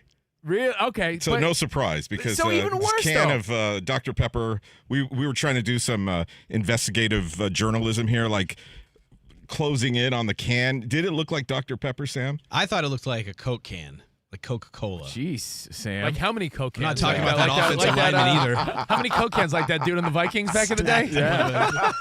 I thought it looked like Coca-Cola. Original. Classic. So, it got us thinking of some low-budget stuff, the most low-budget things you've ever seen. Now, I get it. As an audible, I get it. But they should have been prepared. And it takes me back. Speaking of Sebastian Fandora beating Keith Thurman this weekend, One of the weakest things we've ever seen, and it's a direct reflection of unpreparedness, right? Like, you were not prepared for this situation. I get it. If your kid bumps his head and all you have is a bag of peas or a soda can, yeah, you're just, oh, wow, what do I do, right? You're improvising. This is the Duke medical staff. I want to take you back to Tokyo. What was it, 1990? But can I give you a guide? I'm sorry, go back. I was going to say, you know where most people are like, what do I do? Danny, you got a little one. Co is what? How old now? 2.5. Looks like he's 5.5, but he's 2.5. How many times are you driving around with your kid and you hear like, and they got snot all over their face, and you're like, and you don't like, I don't have a tissue, I don't have a napkin. That's why we keep a pack of wet ones in the back seat. Sometimes you don't have one on hand, and you're like, do I have like an old shirt in the trunk? Oh, gross. No, gross. but I think we've all been there as parents. Well, you got to improvise. You're prepared now because he's 2, but when they get a little older, you're like, you don't have wipes on hand. Let me take you back to February 11th, 1990, Tokyo. You were just a little pumpkin pie haircutted kid, probably, and you're watching your hero, Mike Tyson, fight Buster Douglas. And Buster Douglas was busting him up from the start. I've said this a million times, and Rich knows. That whole fight we were watching for Tyson to knock him out. You're watching when's Tyson going to knock him out? When's Tyson going to knock him out? Eventually knocked him down. But the truth is, if you watch that fight again, Buster Douglas was lighting him up from the get-go. Right? He was boxing Mike Tyson, lighting him up. Your instinct, though, when you were a kid in 1990 was... You didn't care about that. You're just waiting for Tyson to land and beat his ass. Yeah, because it's all perspective. You were like, wow, Buster Douglas ain't doing so bad. It's just a matter of time before Tyson whoops his ass. And that just never happened. If you remember, they go to the corner, and, Tyson's eyes starting to swell up a little bit. They didn't have anything because they weren't prepared, and they used a rubber glove. Do you remember that? Just a rubber glove filled with ice water. So there's like, what are you doing? Why you got this on my face? And it was just a rubber glove filled with ice water trying to, like, take the swelling down because no one was prepared for Buster Douglas hurting him in the slightest. But what if Douglas roughs up Tyson? Yeah, that's not going to happen. That's not going to happen. We don't need a cold compress. But they had a rubber glove. Look it up. And that was like a big part of the story. They're like, yeah, it really didn't play a factor, but how unprepared were you that you're a corner man? Like, you didn't even have what you needed to take the swelling down. So it got us thinking of some of the most low-budget things you've ever seen. I got one. I pulled one recently. Dude, I did some real low-budget stuff. The other day, not too long ago, it was like a month ago, I had a hole in I always get these screws in my tire. I'm telling you, my neighbors hate me. Someone's out to get me. I always got screws in my tires. I'm like, your neighbor owns a tire shop. No, seriously. I feel like they're bamboozling everybody. These tire shop owners are just screwing and hammering nails into your tire. So I had a screw in my tire, and just to get from point A to point B, I didn't have time to be changing tires, right? And I didn't have time to go to the tire shop. I put some. You saw me. I filled it up and I put tape over the tire. Duct tape. I was just trying to buy as much time. I have these run flats and I could hear the air coming out the tire. But when I put the tape over it, did slow it down some. I'm like, man, this is some low budget stuff. Can I get all right, low budget? Do you guys have any low budget thing you've done to fix things? When it rains in LA, which is rare, right? My wife and I bought our house out here in Los Angeles. And it had not been touched since the 60s. A lot of people do this. We flipped it, essentially, but we live in it. We had to do everything all over. So they tore down the roof, the gutters, the siding, everything. We never put new gutters on. So there was a time period where we didn't have gutters. And you might say, you don't have gutters? Sam, you can back me up. What does it rain 3 times a year in L.A.? Yeah, maybe. Depends. Yeah. It depends. Yeah, but not when much it rains, so. It pours, as they say. So for those couple times a year where it actually rained hard, I was getting like Home Depot buckets and crates you store things in, and I would just strategically put them around my house to catch the water. Lame. And I was like, how ghetto is this? Low budget. Yeah, until you fix the problem. It's low budget. It was my Coke can, like the essentially. Duke's medical staff using a soda can to take down the swelling from Cam Boozer. And, well, his name's Boozer. Perhaps it was a Budweiser can. I don't know. But I said I had proof of how dirty those things are. It was a Hamm's beer. My dad owned a vending company my whole childhood. That's where the Covino fortune came from, S&H Vending. And so when you go to work with him, that lyric was about you? Yeah, I used to ride with a vending machine I used to repairman. ride with a vending machine repairman. That's how you got all those name brand pants. So my dad, that's Your how I dad- had your all dad- those Cavaricis growing up. Was your dad the guy where I pressed Yoo-hoo and I was like, yeah, and chocolate cow came out? Sometimes, he would mislead you. Coca-Cola, and like RC would come out. Yeah, you get like a RC Cola. But my dad would have all his inventory in the back of the van. Where do you think I was sitting in those vans? I was farting all over those cans. And meanwhile, you're drinking out of them. And not only that, you're getting these from warehouses where mice and they're doing things on these cans. These cans are dirty. So you're telling me? Yes, They're telling me always there's wipe your plenty of cans people in off. Jersey that were lucky enough to have a Covino fart can? Yeah, or you're stepping all over these cans, right? Yeah. Just because they're there and they're stocked up. And what do you think people are doing with them? You got to wipe them down. They're in warehouses. They're at the supermarket. People are sweating on them. Wait a second. Stacking them up. So if you get a soda can out of a machine or anywhere, do you wipe down the top where you all the drink time. out of? You know why? I never do that. Because I imagine me farting on them, ripping on it when I was a little kid. That fart's long gone. And now this guy has pink eye because the guy in the Duke medical staff thought this was the right thing to do. Sam, if you go to the vending machine here or Ralph's or the liquor store or next, where do you think those cans came from? A factory no, I know. that I could just have don't think to wipe off the but top. they could have Critters are critters all over them. Oh, my mom taught me that when we bugs. were really little. Always wipe off the top of those watch cans. this. Get a napkin next time and do a little. You'll see it's dirty, guaranteed. So I think it's a weird low budget sort of move. It happens. You improvise. If you're at home, you do this. That's fine. We're talking the Duke medical staff. That was their go-to. And is it the biggest deal in the world? No, but it got us thinking of some of the other lowest budget things you've ever seen. How about this? Mike, who runs this place, said he had a friend named Mitch growing up, right? Who? My friend Mitch. And who? Mitch. Mike, who runs this place. His name's Mitch. He goes, how about that guy? He was that guy. And we all know this guy or a version of the guy. He had a Dodge Neon. He goes, you remember the Dodge Neons? I was like, yeah, that's a girl car. And I know that's a sexist thing to say. It was. But it was. If you had a and Dodge so Neon was and the you were Sunfire, and so was the Cabriolet. These are girl cars, right? You have a Jetta? You're a girl. Yeah. The Neon was a girl car, was it not? The VW Bug, when they first came out with the new ones, girl cars. So the Neon, he goes, my buddy had a Neon. Imagine you were at a if a guy had remember a Probe? Girl car. Yeah. So he goes, his buddy had a Neon. Probe. And he had You had a Probe, you liked it, a Probe. He had it all souped up with a spoiler, oversized spoiler and spinner That made ribs it on better. it. I'm like, yo, you can't polish a turd like that. That's some low budget S, because that basically says I can't afford the dope car I really want, so I'm going to really try to hook up this weak-ass car. Everybody knows that. Like, you could smell that a mile away. That's some low-budget stuff. So other low-budget moves. I have a question. What are You can't trick out a Neon, bro. But like just in your day-to-day life, what are some low-budget generic things that you're okay with? Have you ever that's tried? a good one. Have you ever tried to buy some generic stuff and you're like, oh, what did I do? Like some cereals, you can't buy the generic low-budget version. I think you could tell. You could tell with all of them. Well, they say it's just different packaging. It's not. So they say. No, like if you let's say you like little Coa like Cocoa Pebbles, you can't buy I got one like for the you. bag of Cocoa Pebbles that's like the store brand. It's different. You asked Covino and I about chips before the show. Well, you know what? Because I'm so confused. I actually looked this up, Danny. So it's so funny. I ChatGPT this a minute ago. I was like, what are the different types? Because I feel like you have to have brand name tortilla chips. I don't like those generic bagged ones. The generic chips, but also So much sodium. there's white corn chips. There's like restaurant style. racist, bro.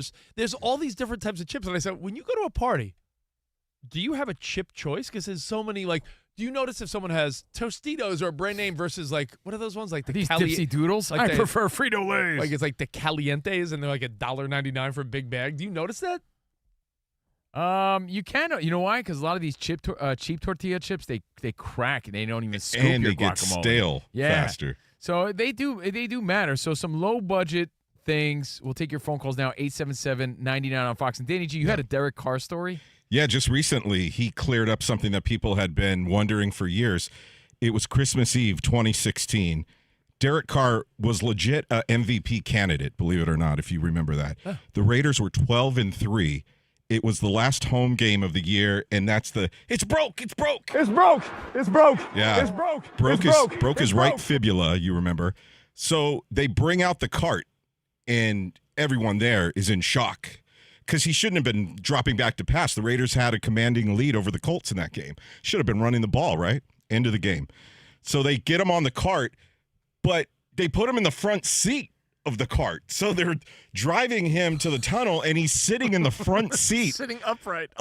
In this cart. And everybody's like, but if there's a serious injury, why is he not laying down in the back of the cart? That's so low budget and weak. You're right. So the reason he said they did that is because the cart didn't have enough juice to make it uphill to the tunnel. Yeah, that's how bad. He said the Oakland Coliseum floor was uneven, shocker, and that they didn't have battery juice in that cart to get him up the hill. And they were scared he was going to fall out the back of it. I got some low budget stuff. There's something I want to call you out on. Me? Well, you know what I do? I refuse. I won't throw a pair of socks away until there's a full-on hole in it. So I got a lot of screen door socks. That's just being resourceful. You could see through them. Like the bottoms are so worn out that you could see my feet. I think it's kind of sexy. Yeah, screen door style. But it's so low budget because my girlfriend Did you just say it's kind of sexy? It's just, I mean, because they're see-through, right? Yeah, my girlfriend's God, like, I can tell your girlfriend's like, oh my God, he's wearing his see-through socks. Big radio star with those weak-ass socks. So low, but just get new socks. And if I do get, let's say they're a newer pair and I do rip a hole, gets a snag on the, what's it called, right in the doorway? A little threshold? Yeah, your sock gets caught in a threshold or something. Like, all of a sudden, I start sewing. Covino the seamstress. That's when I put my sewing skills to use, just to There he save is. a $2 sock. Just for the band. I'm like, it's a gold toe. I got to make this one last. I'm it's calling really you out. a low budget mindset. I'm calling you out. This is something that, like, I feel like you still do it once in a while, and it's embarrassing. For a guy that does well, for a guy I've known for 20 years, right? For a guy that spends money on whatever he wants, you pick and choose. Like we all do, right? We all pick and choose. Like, you make fun of me for things that I'm bootleg on. Yeah.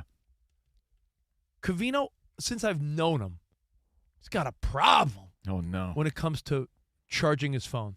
He won't buy like a nice charger at the Apple store anywhere for like, $40. And it'll last you forever. Covino buys like I'm like a bodega style. I'll take that charger for $3. He'll buy like the $8 gas station charger that hardly works and he has to fiddle with his phone. I'm like, dude, just buy a real charger. Yes, but that's true. He's probably purchased 25 $8 chargers. I low budget that, yeah. Instead of one quality charger. Low budget moves, the most low budget moves you've ever seen. Let's take two quick phone calls now. 877-99 on Fox. Who do we got, Danny G? Let's start with Steve in Pennsylvania. Steve! That's a cool name. I heard it's coming back. What's up, man? What's going on, gentlemen? So my story is, real quick, I have a family event every Black Friday where we do a competition. So our competition in 2013, my dad decided to rent an ice hockey rink, and we were, as a family, going to play ice hockey. So we're on the ice, we're warming up. None of us can skate, and all of a sudden, my uncle comes flying into me, takes me out. I'm not even looking his direction, and I'm bleeding on the ice like blades of steel. Cracked open my head, and the ice skating rink, who rented out the rink to a family, has no first aid kit. So my wife immediately is like, "We got to do something. I mean, we can see his brains. We gotta put something on it." So baby's diaper. Put a diaper on your head. Hey, it works. On my head until I got to the hospital, and it actually worked great. Wow. And he's here to talk about it. Yeah. Diaper on his head. Yeah, son, you got a diaper on your head. Son, you got a diaper on your head. Raising Arizona, Sam. I got you. All right. One more phone call? Yeah, let's go to Texas. Thomas is in the house. Hey, Thomas. What's up? Hey, guys. Hey, there was one time we were in a playoff basketball game. Our stud guard got elbowed in the nose, was bleeding. They actually went to the girls' dressing room, got a tampon, and cut a couple of pieces of the tampon off and stuck in his nose. That's been done? That's scrappy. Yeah, that's just resourceful. Resourceful. And by the way, there's a whole side story. I don't know if there's truth to this, but Yankee Stadium is putting, because of sponsorships, tampons in all of the bathrooms and men's bathrooms, and they're foreseeing this to be a problem in the future. Yeah, it's not going to end well. Like when John Carlo goes through a slump, everyone's going to throw tampons on him? Yeah, they're all going to be like on the field. It's going to be like water eventually. balloons. Exactly. So the minute they start slumping, we're going to hear about this story moving forward. All right. We got more phone calls, more people chiming in about low-budget things, the most low-budget things you've ever seen. Feel free to hit us up, 877-99 on Fox. And We need contestants to play last one standing. It's the game that's sweeping the nation, guys. It's your chance to be a champion. Your chance to say, I beat Dan Byer. Your chance at glory? Your chance at fortune and glory. Your chance to win some CNR prize packs. All right, we do that next. Right here, Covino Rich on Fox Sports Radio. It's Monday. Let's go. Now, every sports season is built on preparation. You got to be prepared, not like the staff at Duke. Got to be a prepared quarter, man. That's right. Studying the trends and making the necessary adjustments to reach the ultimate goal. Investing deserves that same approach. And with Weeble, you have access to real-time market data, advanced tools, and an intuitive app designed to help you make informed decisions. Whether you're actively trading stocks, options, ETFs, and more, or planning for the long term, you and your family have your IRAs, your cash management accounts, all there at Weeble. It gives you the tools to invest your way, all on one platform, which is cool. Looking to take your preparation to the next level? Check out Weeble's Learn resources and join their in-app community feed to discuss investing trends and happenings alongside 25 million users globally. Happenings. Yeah, and now to help streamline your trading activities and elevate your strategy, try Vega, Weeble's personal market AI assistant. That gives you real-time analysis, watch list insights, and alerts while earnings drop. Hey, stud, it's me, Vega. You should invest in. Hey, get your financial portfolio game ready. Download the Weeble app today or visit Weeble.com. Weeble Financial LLC, member SIPC FINRA. Investing involves risk. For more information, visit Weeble.com/disclosures.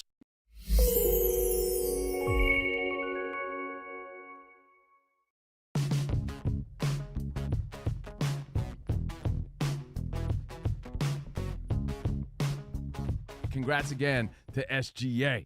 127 games, 20 points or more, which is pretty remarkable. When you think about it, even Michael Jordan, even LeBron had a day where they scored 18 or 16 or something. So congratulations to SGA. We're using this as a day to celebrate SGA and a day to, well, there was a program that they did in school when we grew up. It was called Dare to be Different. Let's dare to be different today and bust out those things we're a little hesitant to rock on the daily. Well, I got this jacket from All Saints.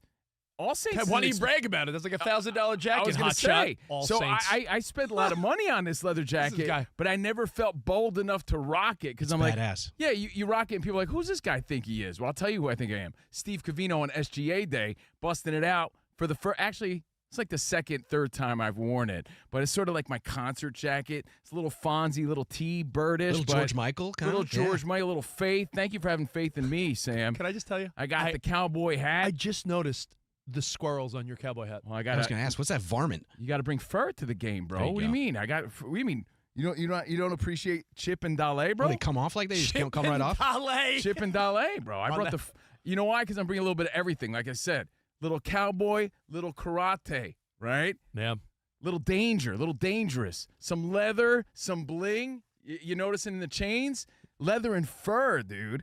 Ooh. And, that's how the NBA guys do it. They don't care. They're just bringing their best drip, and that's what we're doing today. I do have a question on SGA Day as I'm rocking the, like I said, the rose-colored glasses, the furly ascot, a long chain. I brought the fur. He brought the furly, big collar. Covino, you look like a pimp from Dallas, and Rich looks like a pimp from San Francisco. You know what I look like for real? There's a boxer who fights on May 2nd against the Mexican monster. His name is Gilbert Zurdo Ramirez. Zurdo sort of rocks that Mexican cowboy look. Get noticed a little bit.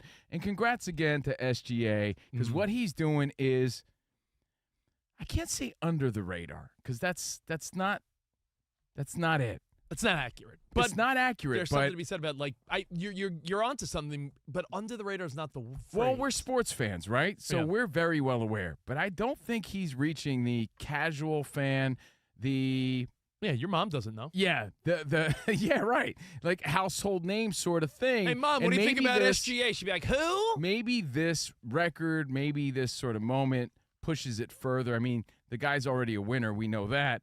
Not trying to take anything away, but we're trying to celebrate his accomplishments and say happy SGA Day to you, and congrats again to him. It was fun to see them celebrating last night on a big day. So thank you guys again. Watch what you hear on YouTube, Covino and Rich FSR. I mean, dare I say they repeat? If the Thunder repeats, yeah, would it be like fair is light. I think it would be almost certain that it would be the best unknown team to win back-to-back championships in any sport ever. Yeah, I mean, smaller market teams have something to do with meaning that, like of if they won back-to-back, Honestly? yet like your Aunt Nancy doesn't know the OKC or the Thunder, I think that's your answer right there. I've speculated this at the barber shop, and we've talked about it. You chop it up at the chop shop.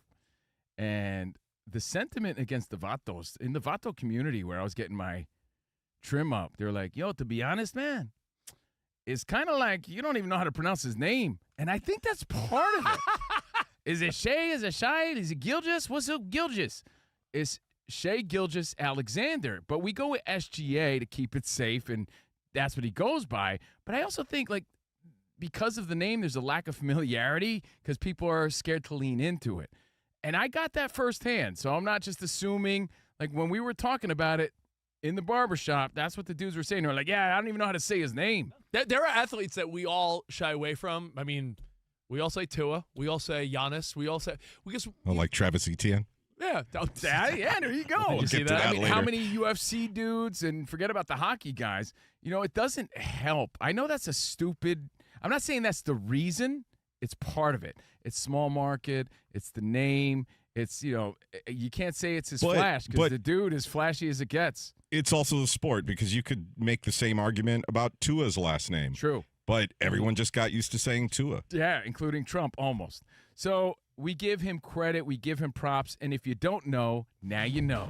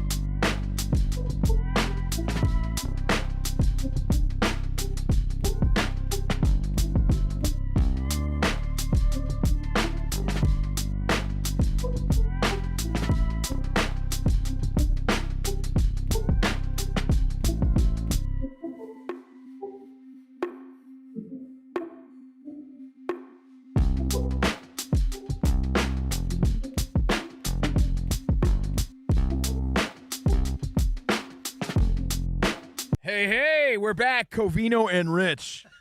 No, what I was thinking about over the weekend? What are you thinking about? When one of your favorite players moves on to another team, we've talked so many times over the years, like, do you root for them?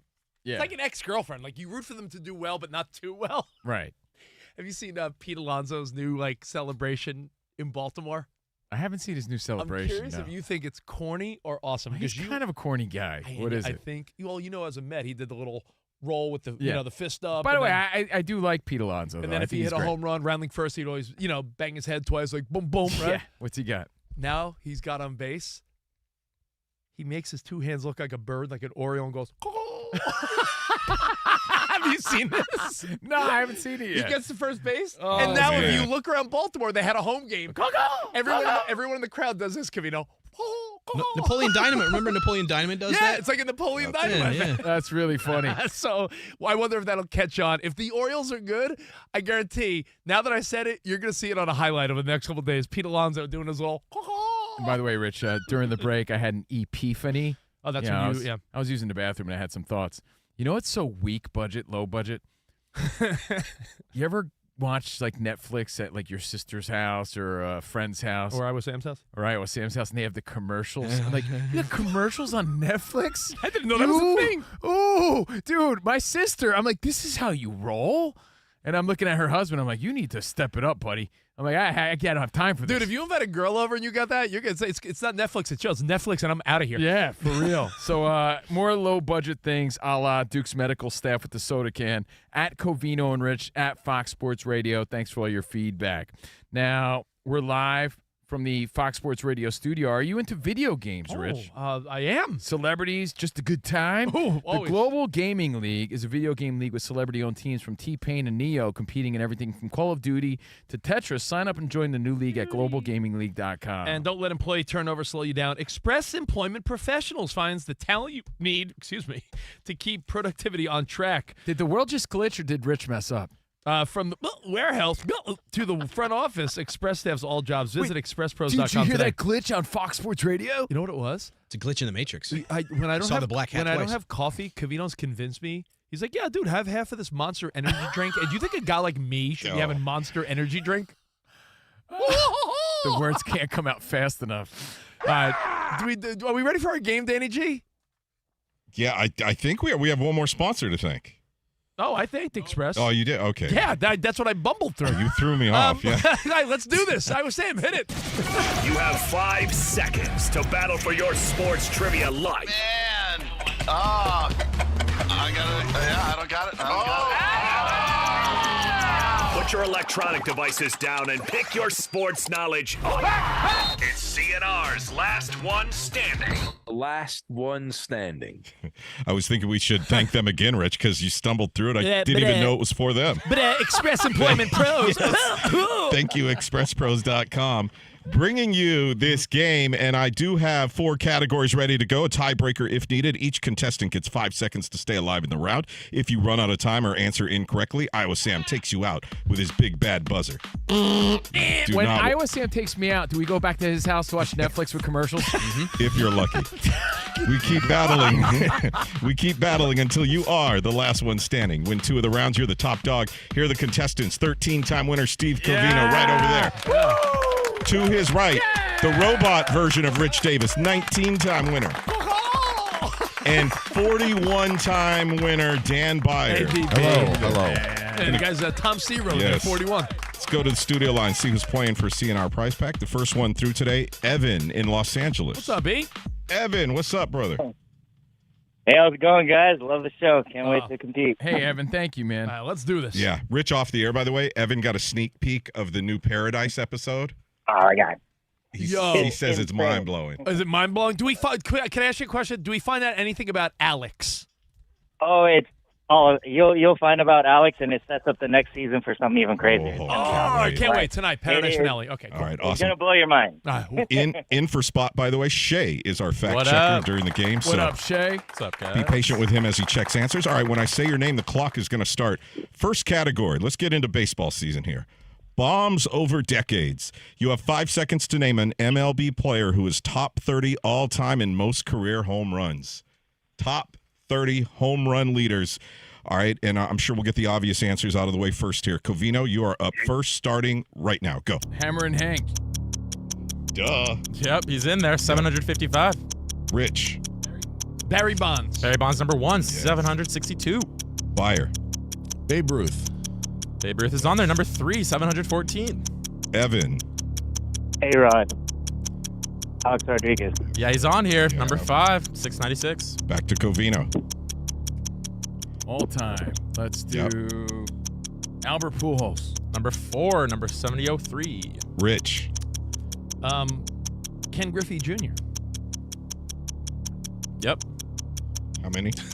How many homers? I'm going to it. 630 is number 7. All right, Byer. Willie Mays. Willie Mays is on here. Going to go down to it. Number 6, 660. Evan. Jim Thome. Jim Thome is on here. Number 8, 612. The old barn door. What was his name? Man. Covino. Let's do. He took. Actually, that was my next answer. I I'm couldn't like, you're believe it. delaying 2. Mike Three. Schmidt. Who did he say? He said Mike Schmidt. Mike Schmidt is on here. Yes, he is. Him and his mustache. He is 548, number 16. Rich. Mark McGuire. Mark McGuire is on here, number 11, 583. Boom, Byer. Sammy Sosa. Sammy Sosa's on here, number 9 with 609. Evan. Morgan. Joe Morgan. Joe Morgan is not on here. Not on the top 30. Sorry, brother. Covino. 3. Mickey Mantle. Mickey Mantle is on here, number 18 with 536. Rich. Gary Sheffield. Gary Sheffield is on here, number 27 with 509. Byer. Harmon Killebrew. Harmon Killebrew is on here, number 12 with 573. Nice pull. Back to from the Covino. Twins. 3, 2. Greenberg. Oh.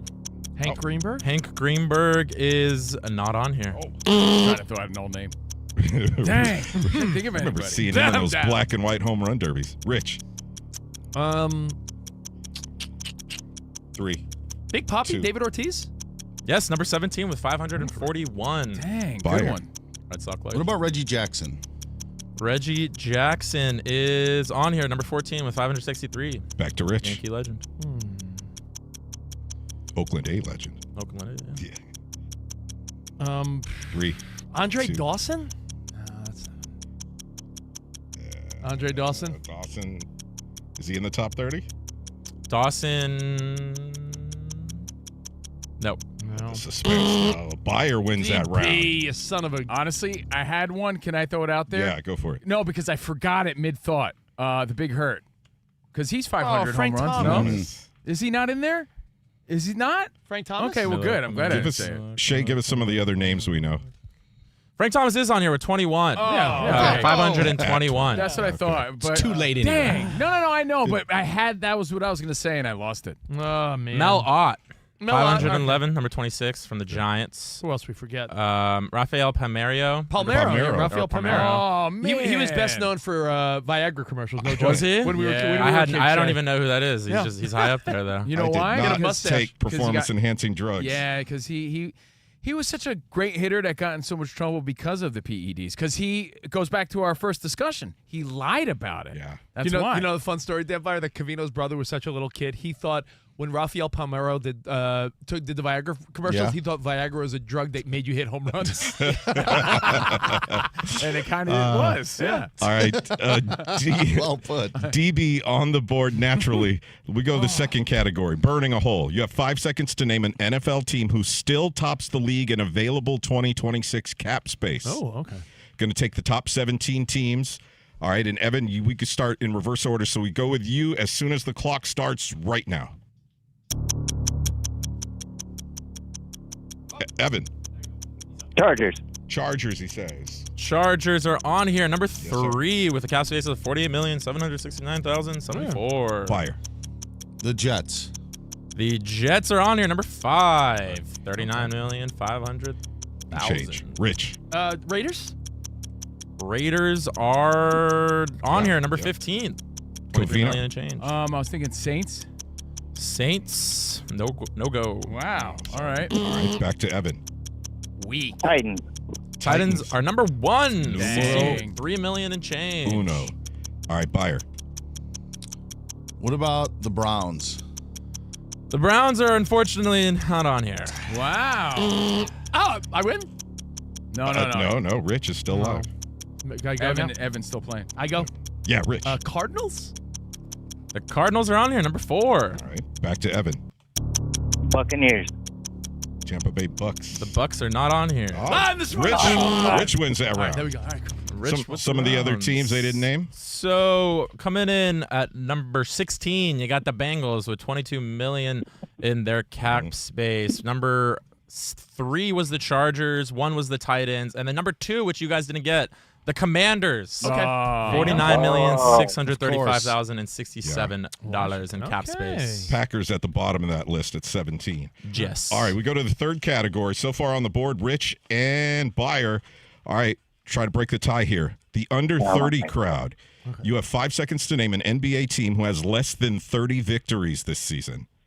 There's 10 answers on the board. Okay. NBA team under 30 victories. Covino, we start with you right now. Go. 3, 2, 1. Sixers. No. Rich. The Bulls. The Bulls, yes, 29 and 45. Nice pull. Byer. The Nets. The Nets are 18 and 57, yes. Evan. Wizards.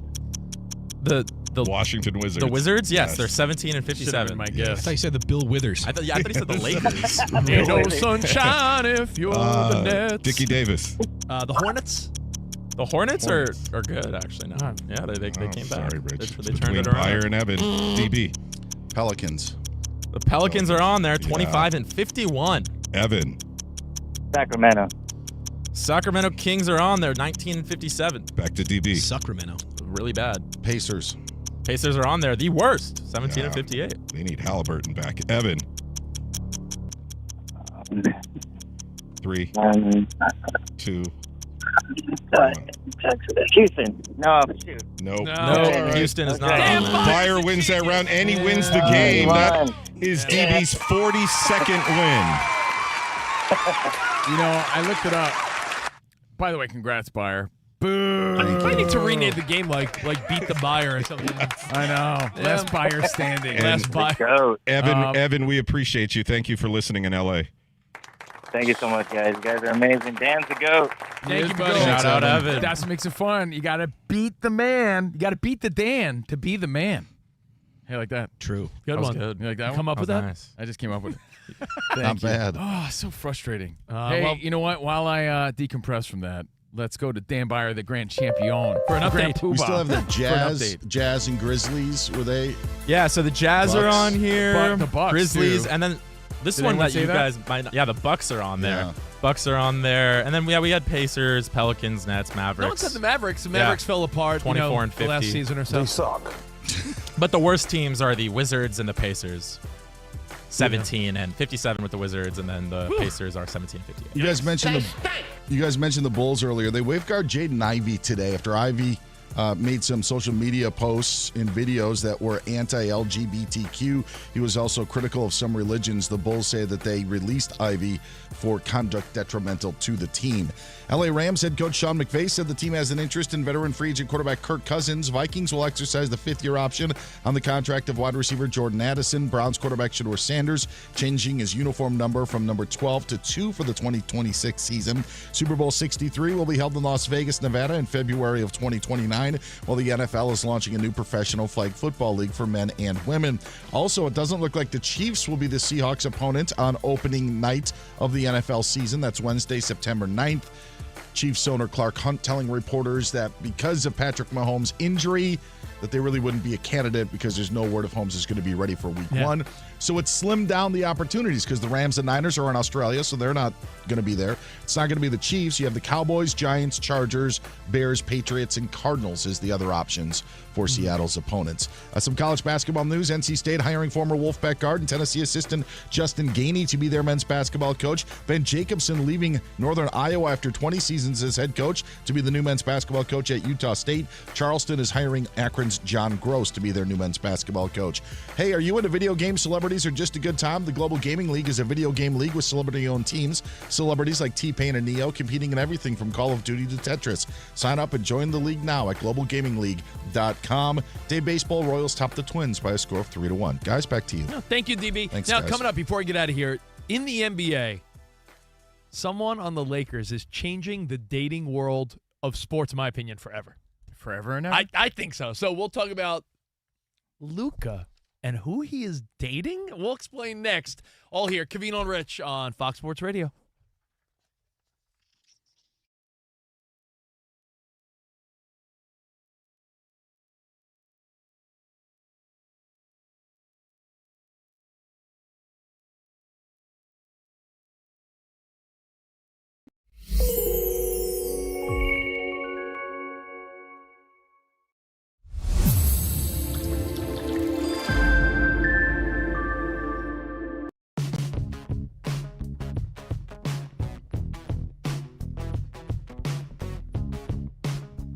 Cam Scattaboo putting his foot in his mouth. He's on this podcast, the Frank Delana podcast, Bring the Juice. And Delana, I'm summarizing here, says, hey, Scattaboo, you think CTE is a real thing? CTE.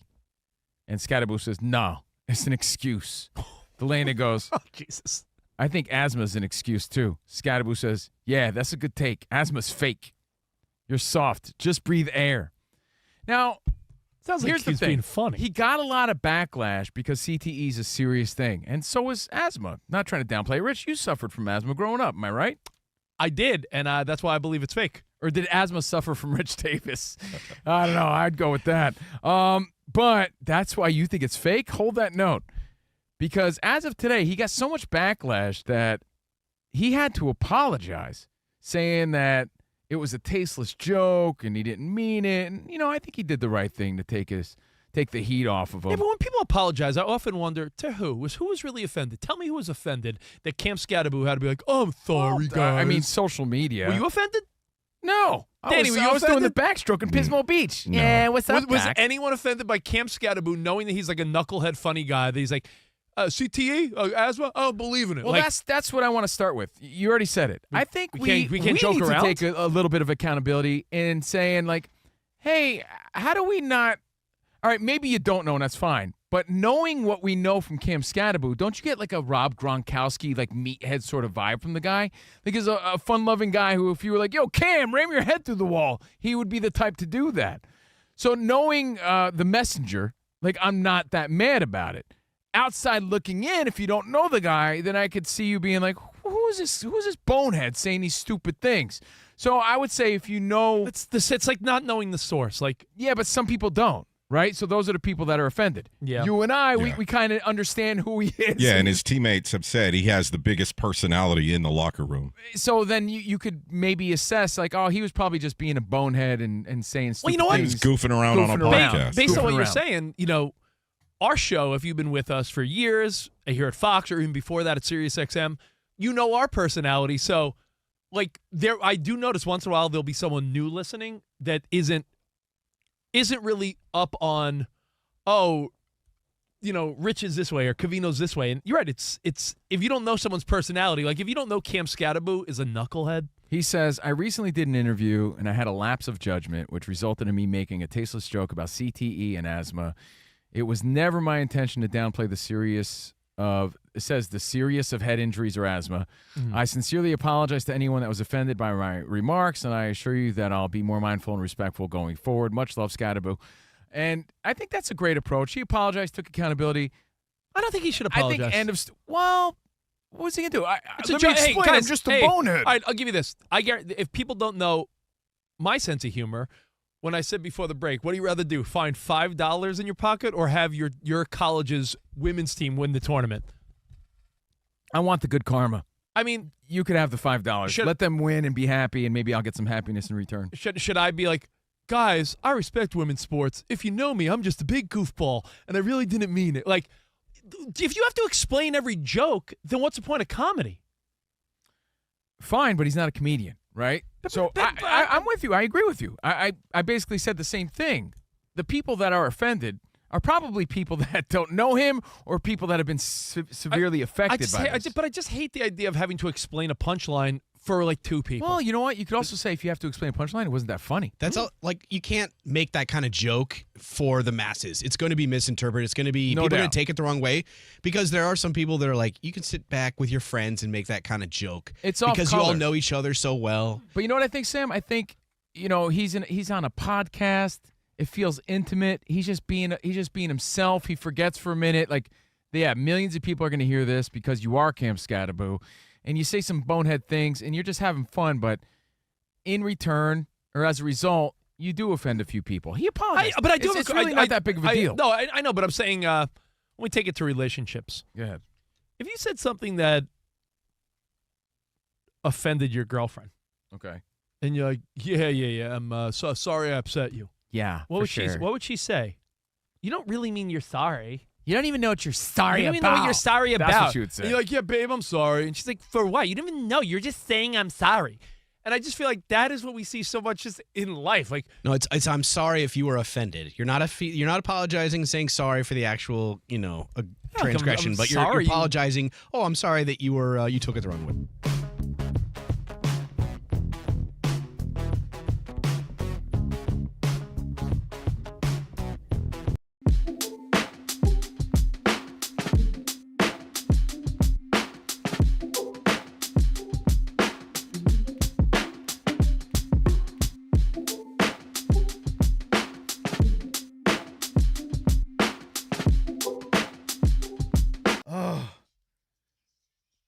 Every Monday, I get more gray hair from that game. Well, don't worry. Just for men's on your side. Last one standing, man. Game that's sweeping the nation. Along with Covino and Rich, that's our show. We have a very special guest on Wednesday. So you must tune in. You must watch, actually, at Covino and Rich FSR on YouTube. Watch what you hear. And who's the special guest? Who's the mystery guest? You'll find out. Any guesses, let us know. And, Rich, we had some NBA trivia just now. We're going to talk an NBA superstar and who he's dating. But first, let everyone know that professional wrestling fans could catch the action every week. TNA, Thursday Night Impact. Every week, don't miss the adrenaline, the drama, the total nonstop action with your favorite TNA wrestling stars. For showtimes and more info, visit TNAwrestling.com. Now, I don't know if this story has 100% accuracy. There's rumors. There's no, official confirmation. Is there, Danny? No, this is social media rumors right now. But I think if you're a superstar, here's my thinking. If you're a superstar and you go out publicly with somebody who is also publicly known, I think that says a lot. Because there's ways to be discreet if you're a superstar and have superstar money. The story is Luka is official with Sophie Rain. Now, unless it depends on your level of pervertedness. Or knowledge. Or knowledge. Or know-how. Who's Sophie Rain, you say? Well, I'm not, to be honest, I'm not into her where I would look up her content, but we should all know that she's the girl that claims and has shown the receipts on social media that she has made upwards of $100 million on OnlyFans. That's who she is. And donates a lot of the money. 100 plus She's also a devout million. Christian. She's known as the devout Christian that's on OnlyFans that made over $100 million. And I don't know this for a fact, but isn't she not terribly raunchy on her OnlyFans? It's not what you think or something? Maybe that's the loophole she's playing by. I don't know. I don't subscribe like you. I've never subscribed to someone's OnlyFans. Why would anyone pay when you get everything for free? So Luca's 27. You know that. She's 21. But again, $100 million.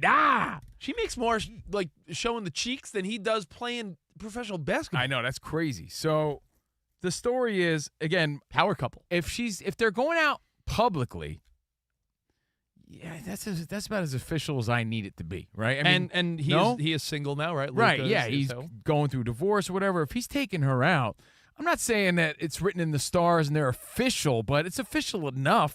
Right, that he's not. He split with his fiance. Yeah. Oh, fiance. Is he now? Now I'm not talking about just a little hookup. If they did come out as they're dating, would he be the first megastar to be with an OnlyFans influencer? Probably not. I'm not talking about a pop girl or some actress or a social media reality star, but I'm talking about would he be the first megastar athlete to be dating an OnlyFans? I don't know. One of maybe. He's. But a lot of these high-profile NBA dudes and athletes, they date some sketchy people. She was supposedly hanging out with Damian Lillard during All-Star break. Yeah, Sophie Rain, I'm not saying she's sketchy. I'm just saying, you know what I'm saying. I'm just saying, Covino, there's one thing between she hooked up with that NBA guy. I'm talking if Luke and her came out, and let's just say that the story is they're dating. I think that's sort of sending a message that this younger generation doesn't care even a little. Well, that's really the question. There's a stigma depending on how old you are, right?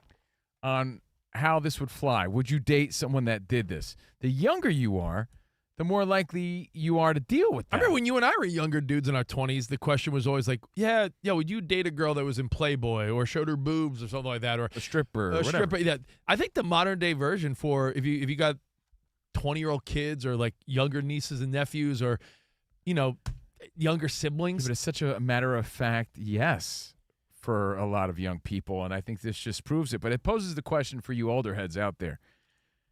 Do you think you could date someone that had an OnlyFans page? How do you feel about your kids dating someone with an OnlyFans page? I have a question. If someone you work with, if you got wind that they had an OnlyFans page, would you look at it?